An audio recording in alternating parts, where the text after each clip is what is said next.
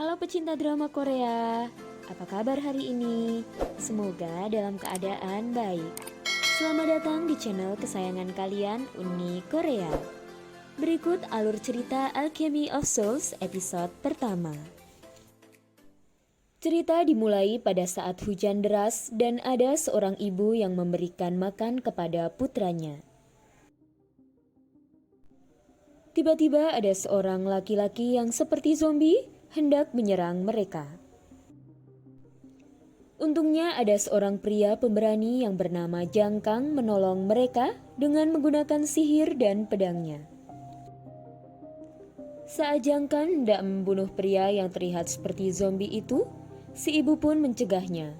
Rupanya ibu itu adalah ibu dari pria yang terlihat menyeramkan itu.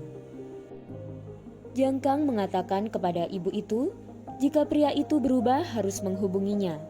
Tetapi ibu itu percaya bahwa pria itu akan baik-baik saja asal menyerap energi dari manusia. Akhirnya Jang Kang pun mengambil pedangnya dan menusuk pria yang seperti zombie itu. Di dekat sungai ada seorang Kasim yang meminta Jang Kang kembali ke istana. Raja menanyakan kepada Jang Kang bahwa apakah Jang Kang sedang mempelajari teknik baru dalam pemindahan jiwa. Jang Kang pun terpaksa memenuhi permintaan yang mulia dengan ritual pemindahan jiwa. Setelah itu tubuh Jang Kang dengan isi yang mulia mendatangi istrinya. Tubuh yang mulia dan dihuni jiwa Jang Kang pun terbangun. Ia lalu melihat ke kaca dan terkejut, rupanya pemindahan jiwa sudah berhasil. Menjauh di sana, ada sebuah negara yang bernama Daeho. Negara itu disebut Daeho karena memiliki danau yang luas. Manusia yang mengendalikan energi di danau tersebut yang biasa disebut dengan penyihir. 20 tahun kemudian ada seorang wanita cantik yang menjadi pembunuh bayangan bernama Naksu. Naksu adalah pembunuh bayangan yang membunuh para penyihir di kota. Di danau Naksu terkepung oleh pasukan yang dipimpin oleh Park Jin. Begitu kuatnya Naksu, pasukan Park Jin tidak ada yang kuat menandinginya. Park Jin akhirnya memanah Naksu dengan panah sihir. Pada akhirnya Naksu terkena panah sihir. Begitu kuatnya Naksu, dia masih bisa beradu pedang dengan Park Jin. Naksu terluka dan akhirnya melarikan diri ke kota. Naksu kemudian melakukan ritual pemindahan jiwa. Dan Park Jin menemukan tubuh Naksu yang sudah tak bernyawa lagi. Park Jin melihat dada kiri Naksu dan ada simbol tanda biru. Artinya ada ritual pemindahan jiwa. Di sebuah tempat yang bernama Songrim, orang yang bernama Seoyul datang menemui Park Jin yang sedang memeriksa tubuh Naksu. Seoyul tiba-tiba menemukan sebuah peluit di saku baju Naksu. Di puncak gunung ada seorang yang bernama Jangwook yang ingin berhenti belajar pada gurunya. Ia berhenti karena gurunya tak berniat mengajarkannya sihir, meskipun Jangwook sudah belajar buku sihir dan mengasah kemampuan pedangnya. Pria itu marah dan berkata, ibu Jangwook dulu selingkuh dan melahirkannya, dan karena ayahnya lah tak ada yang mau mengajarkannya ia ilmu sihir. Namun Jangwook tetap semangat mencari guru yang mau mengajarkannya. Di suatu perahu, ternyata jiwa Naksu merasuki seorang wanita buta. Ia teringat dengan ritual tempo hari dan malah merasuki tubuh yang bernama Mu Deokgi. Awalnya mata Mu Deokgi buta, tetapi setelah tubuh Naksu merasuk tubuhnya, matanya bisa melihat lagi. Deokgi merasa aneh karena dia tidak punya tanda biru di tubuhnya.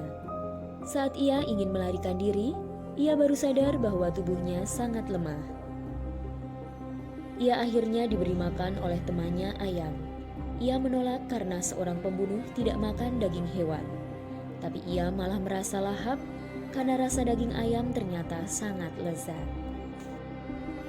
Deokgi ternyata hendak dijual ke tempat hiburan. Ia tak kuasa menolak karena tubuhnya sangatlah lemah dan ia hanya bisa pasrah saja. Menurut Jowol, ada banyak orang penting yang sering mengunjungi tempatnya.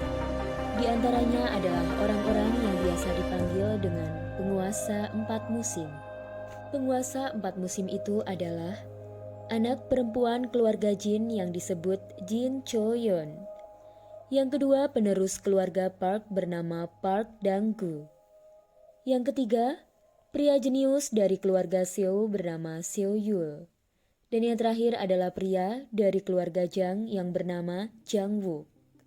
Tiba-tiba dia melihat Dang-gu. Deok-yi berpikir Dang-gu adalah anak dari Park Jin yang mengejar Deok-yi kemarin.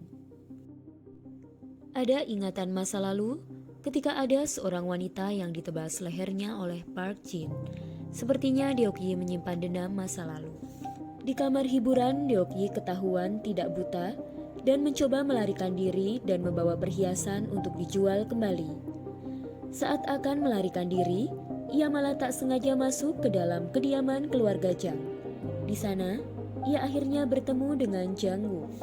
Deok-yi menunjukkan ilmu bela dirinya dan menodong leher Jang Wook dengan kaki kepiting.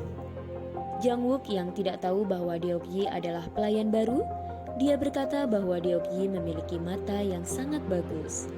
Hal ini membuat Deok-yi mengira Jang Wook jatuh cinta padanya. Deok-yi pergi dan mengambil perhiasan di meja, tapi Jang Wook berikan perhiasan yang ada di bajunya. Deok-yi pun pergi melalui jendela dan tak disangka ia ternyata terjatuh. Di pasar, Deok-yi melihat Seo Yul dengan rombongannya. Ia lalu teringat kejadian di masa lampau saat masih remaja ketika Seo Yul memberikan peluit kepada Naksu. Di sebuah hutan terdapat dua orang yang ingin membunuh Naksu. Tetapi gagal melaksanakan tugasnya, mereka berniat mengambil jasad Naksu di Seongrim. Saat akan menjual barang curiannya, Deok-yi tertangkap oleh penjaga Jang Wook. Karena berontak, akhirnya Deok-yi dipukul dan pingsan. Saat siuman, dia bertemu dengan Kim Do-jo yang merupakan pelayan di keluarga Jang. Ternyata Jang Wook ingin memperkerjakan Deok-yi. Deok-yi harus melakukan apapun permintaan dari Jang Wook. Deok-yi kira Jang Wook jatuh cinta padanya, ternyata ia salah. Jang Wook malah ternyata menyuruh Deok-yi ini itu sampai Deok-yi lelah. Secara tak sengaja ia melihat lencana untuk masuk ke Seongrim. Dia berniat masuk ke Seongrim untuk mengambil pedangnya, dan ia berpikir siapa tahu dengan mengambil pedangnya, ia bisa mengembalikan kekuatannya.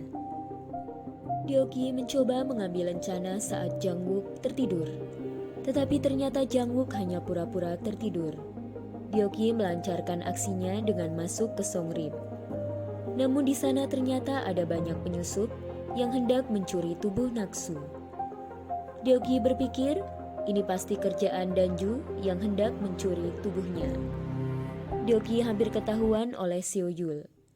Dan saat Seo Yul mengejarnya, Jang Wook menyelamatkan Deok-yi. Deok-yi heran, kenapa Jang Wook di sini berkata, karena mata Deok-yi alasannya. Jang Wook berkata, karena yang memiliki mata itu kelak yang akan menjadi gurunya.